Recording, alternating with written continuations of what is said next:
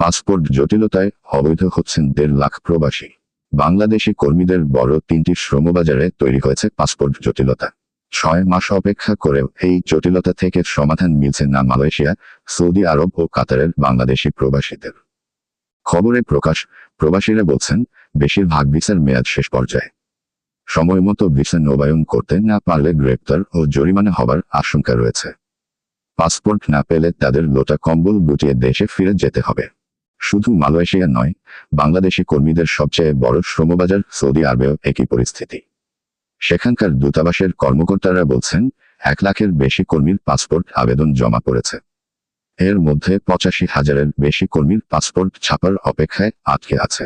কাতারে 10,000 কর্মীর পাসপোর্ট আবেদন জমা রয়েছে, যাদের চাকরি হারানোর আশঙ্কা রয়েছে। এ নিয়ে গভীর উদ্বেগ প্রকাশ করেছেন গ্রিন পার্টি পল্টন শাখার সদস্য মোহাম্মদ বাইজিদ। তিনি বলেন, আমি বাইজিদ বলছি পল্টন শাখা থেকে, গ্রিন পার্টির পক্ষ থেকে। আমার ভাইয়েরা যারা বিদেশে আছে তাদের পাসপোর্টের জটিলতা দূর করতে হবে, না হয়।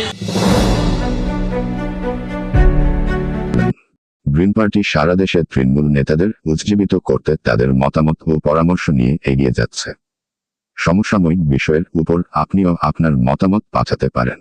গ্রিন পার্টি শাখার নাম উল্লেখ করে নিজের নাম ও সাংগঠনিক পরিচয় দিয়ে আপনার ভিডিও পাঠানো যাবে 018400427446 এই নম্বরে। ধন্যবাদ।